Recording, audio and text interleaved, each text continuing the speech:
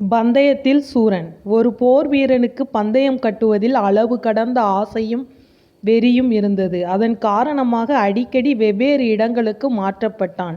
அவனைப் பற்றி கேள்விப்பட்டிருந்த புதிய படைத்தலைவர், "உனக்கு பந்தயம் கட்டும் மனப்பான்மை எப்போதும் இருப்பதாக கேள்விப்பட்டேன். நீ எவற்றின் மேல் பந்தயம் கட்டுகிறாய்?" "நான் எதன் வேண்டுமானாலும் பந்தயம் கட்டுவேன்.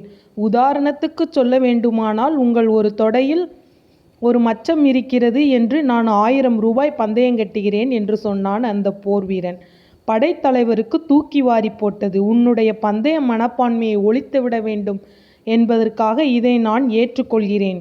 இந்த பந்தயத்தில் நீ தோற்று விடுவாய். அதன் பிறகு இந்த பழக்கத்தை விட்டு விடுவாய் என்று நம்புகிறேன்" என்று சொன்ன அவர் தன் கால் சட்டையை கழற்றி தன் தொடையில் மச்சம் இல்லை என்பதை நிரூபித்தார். போர் வீரன் 1000 ரூபாய் கொடுத்து விட்டு சென்றான். புதிய படைத்தலைவர் இந்நிகழ்ச்சியை அவனுடைய பழைய படைத்தலைவருக்கு தெரிவித்து, இனிமேல் அவன் திருந்து விடுவான் என்று உறுதியாக அறிவித்தார்.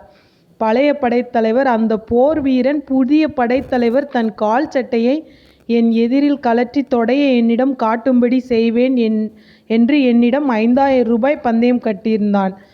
அவன் வெற்றி பெற்று விட்டான்" என்று பதில் தெரிவித்தார்.